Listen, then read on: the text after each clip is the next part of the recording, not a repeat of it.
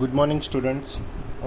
આજે આપણે સેકન્ડ ચેપ્ટરની અંદર સમસ્થિતિમાન પૃષ્ઠ નામનો ટૉપિક ભણીએ. હવે એક વસ્તુ એઝ્યુમ કરો કે કોઈ એક બિંદુ છે.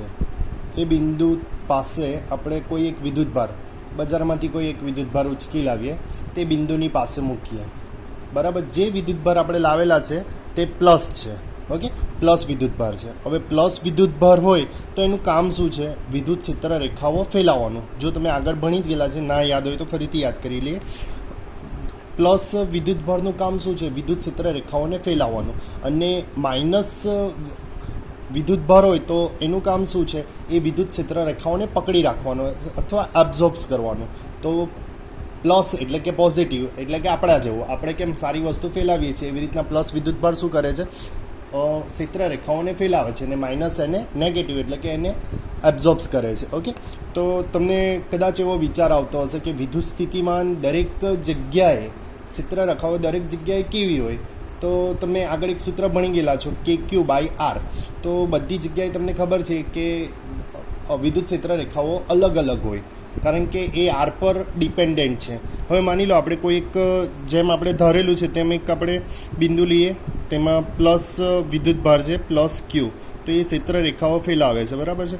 તો એક આપણે એક 2Dની ઇમેજ લઈએ, એક સર્કલ એઝ્યુમ કરીએ. બરાબર, સર્કલ નથી આવ્યું, સપોઝ આ સર્કલ છે, પ્લસ ક્યુ આપણો વિદ્યુતભાર છે. ઓકે, તો એ શું કરે? એક ક્ષેત્ર રેખાઓ ફેલાવે છે. રાઈટ, બધી જ ડાયરેક્શનમાં એ ક્ષેત્ર રેખાઓ ફેલાવે છે. આપણે બધી ક્ષેત્ર રેખાઓ લઈ લઈએ.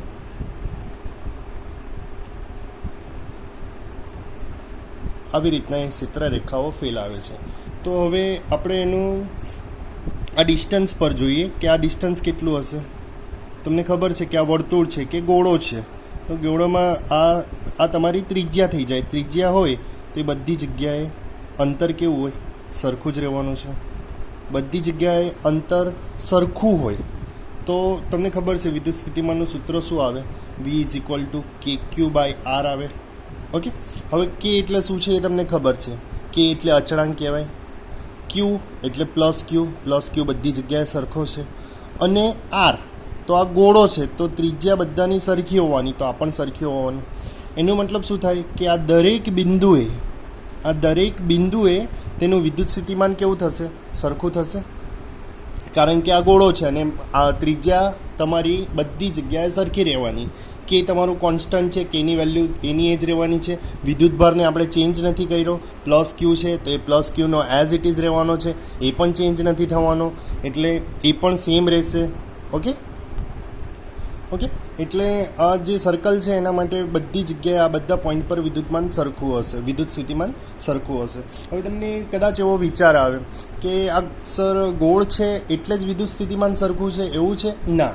તો હું તમને એક બીજું એક્ઝામ્પલ આપું. કોઈ એક આપણે આ પેન જ લઈ લઈએ કે અહીંયા કોઈ વિદ્યુતભાર છે, અહીંયા વિદ્યુતભાર છે, અને આપણે આવી રીતના બતાવી દઈએ. આ બધી જગ્યાએ આપણો વિદ્યુતભાર છે. તો એ વિદ્યુતભાર તેની ક્ષેત્ર રેખાઓ એ કરશે, તેની ક્ષેત્ર રેખાઓ આવી રીતના હશે. બરાબર છે. એ કેવી રીતના? એમ ક્ષેત્ર રેખાઓ તમારે સર્કલ થશે, લેક આખો તમારો નળાકાર ટાઈપ થઈ જાય. તો આ બી એમ એના માટે એમ છે નળાકાર, પણ એ તમારા માટે 3Dમાં છે, તો એ શું થઈ જશે? તમારા માટે સર્કલ જ થઈ જશે. તો આ બધી જગ્યાએ તેમનું વિદ્યુત સ્થિતિમાન કેવું હશે? સરખું જ હશે. એટલે એવું જરૂરી નથી કે ગોળ હોય તો જ વિદ્યુત સ્થિતિમાન સરખું હોય. આવી રીતના જુદા જુદા બિંદુ હોય તો એનું પણ એ જેવી રીતના ક્ષેત્ર રેખાઓ આવી રીતના જ ફેલાવશે. તમને ખબર છે ક્ષેત્ર રેખાઓ આવી રીતના ફેલાવશે. તો ક્ષેત્ર રેખાઓ બધી જગ્યાએ એના દરેક બિંદુએ કેવું હશે? વિદ્યુત સ્થિતિમાન એમનું સરખું હશે. ઓકે, તો આના પરથી આપણે વ્યાખ્યા બનાવીએ. જો કોઈ એવો પૃષ્ઠ જ્યાંથી ત્રિજ્યા સમાન હોય, એટલે કે અંતર સમાન હોવાથી વિદ્યુત સ્થિતિમાન સરખું મળતું હોય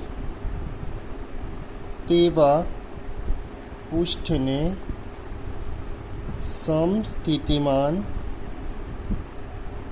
પૃષ્ઠ કહેવાય છે ને એકદમ ઇઝી. આ બધું તમારે કંઈ આ જસ્ટ તમારે સમજવા માટે છે. તમારે આના પરથી ખાલી ડેફિનેશન જ યાદ રાખવાની છે. આ સૂત્ર પરથી તમને યાદ આવી જશે. આ ગોળાનું એક્ઝામ્પલ એટલા માટે આપ્યું કે આર ત્રિજ્યા છે, એટલે ત્રિજ્યા ગોળો હોય તો બધી જગ્યાએ સરખી રહે. કે તમારો કોન્સ્ટન્ટ છે ને ક્યુ આપણે અલગ અલગ નથી લીધો, એક જ પ્લસ ક્યુ છે, તો જુદી જુદી દિશામાં ફેલાવે છે. આના પરથી તમને એટલું તો આઈડિયા આવી જાય કે અંતર પર આધાર રાખે છે, એટલે કે આર પર આધાર રાખે છે. ને જો આર સરખો હોય તો વિદ્યુત સ્થિતિમાન કેવું હશે? સરખું હશે. છે ને એકદમ ઇઝી. હવે એની જે પ્રોપર્ટી છે, એટલે એના જે મહત્ત્વના મુદ્દા છે તેની ચર્ચા કરી લઈએ. મેઇન 4 જ મુદ્દા છે, જોઈ લઈએ આપણે. ઓકે, પહેલો મુદ્દો જુઓ. સમસ્થિતિમાન પૃષ્ઠ પરના કોઈ પણ બિંદુ પર વીજભારને લઈ જવા માટે કરવું પડતું કાર્ય હંમેશા શૂન્ય હોય છે. નોર્મલી તમને એવું થાય કે આમાં શું છે, કંઈ યાદ રહી નહીં, રટ્ટા મારવા પડે. હું તમને એક એક્ઝામ્પલ આપું એટલે તમને તરત જ યાદ રહી જશે. આપણે કેમ ગોળો લીધેલો તો સેમ ટુ સેમ આપણે એ લઈએ, બરાબર છે. 2 પોઈન્ટ લઈ લઈએ, અહીંયા લઈ લઈએ, એ લઈ લઈએ, અહીંયા બી લઈ લઈએ. આ ફક્ત તમારે સમજવા માટે છે, તમારે આ થિયરીની અંદર મેન્શન નથી કરવાનું, પણ આ એક્ઝામ્પલ તમે સમજશો એટલે તમને આ પોઈન્ટ તમને ડાયરેક્ટલી યાદ આવી જશે. કોઈક વિદ્યુતભાર છે Q0, તેને આપણે બિંદુ A થી બિંદુ B તરફ લઈ જઈએ. ઓકે, બિંદુ A થી બિંદુ B તરફ લઈ જવું છે. ઓકે, તો A પર સ્થિતિમાન કેટલું હશે? તો VA જેટલું હશે. B પર સ્થિતિમાન કેટલું હશે? VB જેટલું હશે. કાર્ય કોને કહેવાય? અંતિમ માઇનસ પ્રારંભિક. અંતિમ કયું? VB માઇનસ VA એટલે શું થશે? W ના છેદમાં કોને લઈ જવો પડતો હતો? Q0. એટલે એને આપણે એ કહીએ. હવે વિદ્યુત સ્થિતિમાન B પર કેટલું હશે ને A પર કેટલું હશે? ઓકે, સમસ્થિતિમાન પૃષ્ઠ છે એટલે VA જેટલું હશે એટલું જ VB હશે. સમસ્થિતિમાન હોય તો બંને ઉપરનું વિદ્યુત સ્થિતિમાન કેટલું હોય? સરખું હોય. આગળ જે આપણે જોયું તે પ્રમાણે, એટલે બંનેનું વિદ્યુતમાન સરખું હોય તો એ VB માઇનસ VA શું થશે? 0. એટલે W બરાબર 0, એટલે Q0 0 સાથે મલ્ટીપ્લાય થશે એટલે W શું આવશે? 0. W એટલે શું? કાર્ય. સમજ પડી? સમસ્થિતિમાન પૃષ્ઠ પરના કોઈ પણ બિંદુ પર વીજભારને લઈ જવા માટે કરવું પડતું કાર્ય હંમેશા શૂન્ય હશે. આ ગાણિતિક સ્વરૂપ છે, મેથેમેટિકલ સ્ટેપ. ફરીથી રિવાઇઝ કરીએ કે કોઈ વિદ્યુતભાર છે Q0, એને A બિંદુ પરથી B બિંદુ પર લઈ જવું છે મારે.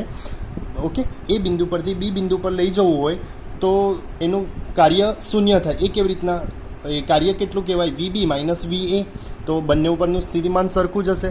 ઓકે, એટલે એ સ્થિતિમાન સરખું હોય તો VB માઇનસ VA શું આવશે? શૂન્ય આવશે. ઓકે, કેમ કે R બધી જગ્યાએ R સરખો હોય તો વિદ્યુત સ્થિતિમાન સરખું હોય. હવે તમને કદાચ એવું થાય કે A થી B, અહીંયા B હતો, હવે સપોઝ અહીંયા જ B હોય તો હવે એ અહીંયા B હશે તો પણ કંઈ ફરક નહીં પડશે. કેમ? આ પણ R હશે, આ બી R હશે. અને તમને કીધું કે KQ/R વિદ્યુત સ્થિતિમાન છે ને પર આધાર રાખશે R પર, અને વિદ્યુતભાર આપણો સરખો છે અને K બી કોન્સ્ટન્ટ છે અને R બી કોન્સ્ટન્ટ રહેશે કારણ કે ગોળો છે. એટલે અહીંથી અહીંયા લઈ જવાનું હોય તો પણ કાર્ય શૂન્ય હશે. અહીંથી અહીંયા લઈ જવું હોય કે અહીંયા લઈ જવું હોય, ગોળા પર કોઈ બી જગ્યાએ લઈ જવું છે તો તેનું કાર્ય કેવું રહેશે? હંમેશા શૂન્ય રહેશે. ખબર પડી ગઈ પહેલો પોઈન્ટ? ઓકે, હવે બીજો પોઈન્ટ જોઈએ. ઓકે, બીજો પોઈન્ટ એકદમ ઇઝી છે, જોઈએ. વિદ્યુત ક્ષેત્ર E એ પૃષ્ઠને હંમેશા લંબ હોય છે, બરાબર છે. ઓકે, એ કેવી રીતના તે જુઓ. આ વિદ્યુત ક્ષેત્ર રેખા છે, આ બધી ક્ષેત્ર રેખાઓ છે. ઓકે, તો જુઓ, આ અહીંયા ક્ષેત્ર રેખાઓ છે તો આ ખૂણો કેટલો થશે? 90 થશે. આ ખૂણો કેટલો થશે? 90 થશે. સપોઝ અહીંયા હોય તો બી આ ખૂણો કેટલો થશે? 90 થશે. આ બધા ખૂણાઓ તમારે કેટલા થશે? 90. જેટલી ક્ષેત્ર રેખાઓ પાડો તેને ખૂણો કેટલો થશે? બધાનો ખૂણો 90 થશે. એનો મતલબ શું થયો? વિદ્યુત ક્ષેત્ર રેખા E એ પૃષ્ઠને હંમેશા લંબ હશે. ઓકે, સમજ પડી ગઈ? એકદમ ઇઝી પોઈન્ટ છે આ. થર્ડ પોઈન્ટ જોઈએ હવે. ઓકે, ત્રીજો જુઓ. વિદ્યુત ક્ષેત્ર જ્યાં વધારે ત્યાં સમસ્થિતિમાન પૃષ્ઠ ગીચ હોય અથવા નજીક હોય છે, તેમ વિદ્યુત ક્ષેત્ર જ્યાં ઓછી હોય ત્યાં સમસ્થિતિમાન પૃષ્ઠ દૂર હોય છે. એ પણ હું તમને સમજાવી દઉં. માની લો આપણે આ પ્લસ વિદ્યુતભાર લીધેલો હતો, બરાબર છે. તો સમજો કે આ એની વિદ્યુત ક્ષેત્ર રેખાઓ છે બધી. ઓકે, હવે માની લો કે આ એક વિદ્યુતભારની નજીકનું છે. તો હવે આ ડિસ્ટન્સ જુઓ, આ ડિસ્ટન્સ જુઓ, આ ડિસ્ટન્સ જુઓ, એકદમ ઓછું ડિસ્ટન્સ થશે.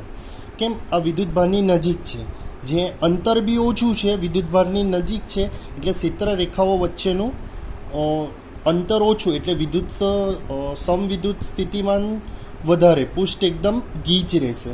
જે તમને કીધું તેમ વિદ્યુત ક્ષેત્ર જ્યાં વધારે ત્યાં સમસ્થિતિમાન પૃષ્ઠ ગીચ હોય, એટલે વિદ્યુત ભારની નજીક અંતર ઓછું હોય ત્યાં સમસ્થિતિમાન પૃષ્ઠ એકદમ ગીચ હોય. હવે માની લો કે આ બીજું કોઈ સર્કલ છે, તો થોડું અંતર તમારું વધી ગયું, તો આ ગેપ અને આ ગેપ બી વધી ગઈ, એટલે અંતર થોડું તમારું વધી ગયું, એટલે થોડું દૂર જઈએ તો સમસ્થિતિમાન થોડા ઓછા થાય. તેવી જ રીતના વધારે આવ્યું આ મેઇન સર્કલ, આપણું દૂરનું છેલ્લું સર્કલ લઈ લઈએ, અંતર વધારે તો એમની ગીચતા પણ ઓછી થઈ ગઈ. જુઓ આ બંને વચ્ચેનો ડિસ્ટન્સ પણ આટલો મોટો ડિસ્ટન્સ થઈ ગયો. અહીંયા જે આટલો ડિસ્ટન્સ હતો તે અહીંયા આટલો થઈ ગયો, એટલે એની ગીચતા એકદમ ઓછી. જેમ અંતર વધારે તેમ વિદ્યુત ક્ષેત્ર રેખાઓ ઓછી, ને વિદ્યુત ક્ષેત્ર રેખાઓ ઓછી એટલે સમસ્થિતિમાન પૃષ્ઠ દૂર હોય છે.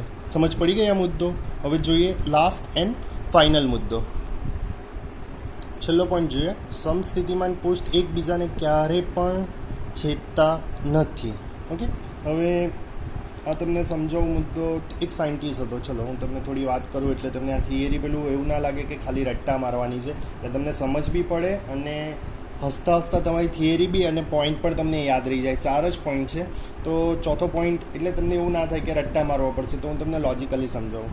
એક સાયન્ટિસ્ટ છે, તેને એક વસ્તુ સાબિત કરવી હતી, તો બહુ ટ્રાય કરી અને 4-5 વર્ષ વસ્તુ એ જ સાબિત કરવાની ટ્રાય કરી, પણ એ સફળ નહીં રહ્યો.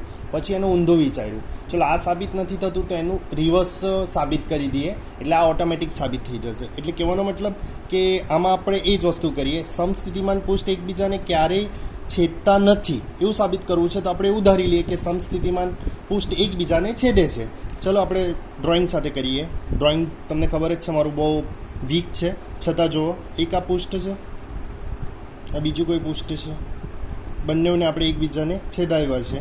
તો અહીંયા કોઈ છેદબિંદુ એટલે ઇન્ટરસેક્શન પોઈન્ટ, કોઈ એક પોઈન્ટ લઈ લઈએ, ત્યાં વિદ્યુતભાર છે. ત્યાં વિદ્યુતભાર છે તો તેની ક્ષેત્ર રેખાઓ કેવી હશે? માની લો કે આ પૃષ્ઠ છે તો એની ક્ષેત્ર રેખાઓ એને લંબ હશે, એટલે કે એની ક્ષેત્ર રેખાઓ આમ હશે. અને આયરું આ પૃષ્ઠ છે તો એની ક્ષેત્ર રેખાઓ એને લંબ હશે, એટલે કે આમ હશે. પણ આવું શક્ય છે કે એક જ બિંદુએ બે અલગ અલગ ક્ષેત્ર રેખાઓ હોય? કદાચ આ ફિગરમાં તમને નહીં સમજ પડે. આ છે તો એની ક્ષેત્ર રેખાઓ આમ હતી. હવે આ આમ છે તો બીજી આમ હોઈ શકે, પણ આ બિંદુ પર આપણે એઝ્યુમ કરીએ તો આ ક્ષેત્ર રેખાઓ એની આમ છે, તે આમ હોઈ શકે ના. એની ક્ષેત્ર રેખાઓ આમ જ હશે, એની આ જ એક જ દિશામાં ક્ષેત્ર રેખાઓ આવે. આ એક કોઈ બિંદુએ પર્ટિક્યુલર આમ જ હોઈ શકે, આમ ન હોઈ શકે. એટલે આ તો શક્ય જ નથી. ધેટ મીન્સ આ પણ શક્ય નથી. એટલે આવું કેમ શક્ય નથી? આવું ક્યારે શક્ય થાય? બંનેની દિશા એક જ સાઈડ હોય ને બંનેની દિશા એક સાઈડ હોય તો એ બંને પૃષ્ઠ એકબીજાને ક્યારે છેદશે નહીં. સમજ પડી? આપણે આને રિવર્સ રીતે સાબિત કર્યું. આપણે પહેલાં બંનેને છેદાવ્યા અને જોયું કે એની ક્ષેત્ર રેખાઓ તો અલગ અલગ આવે છે, જે શક્ય જ નથી. એક બિંદુએ બંને ક્ષેત્ર રેખાઓ અલગ અલગ હોઈ જ ના શકે. બંનેની દિશા કેવી હોવી જોઈએ? એક જ હોવી જોઈએ. તેનો મતલબ શું થયો? સમસ્થિતિમાન પૃષ્ઠ એકબીજાને ક્યારે પણ છેદશે નહીં. પડી ગઈ સમજ? એકદમ ઇઝી છે. એક તમારે ખાલી ડેફિનેશન લખવાની છે. આપણે અહીંયા ઓલરેડી ડેફિનેશન લખેલી છે. અને બીજા 4 મુદ્દા હું જો કે તમને ફરીથી થિયરી લખીને મોકલાવીશ. આ ફક્ત તમારા એક્સપ્લેનેશન માટે છે. આઈ થિંક સમજ પડી ગઈ હશે અને આ નવી રીતે ટ્રાયલ કરેલો છે, એટલે આમાં જો સમજ પડે તો આપણે કન્ટિન્યુ આવી રીતના જ વિડીયો મોકલાવીશું. તો તમે મને ગ્રુપની અંદર જ કહેજો સમજ પડી કે નહીં. Thank you very much.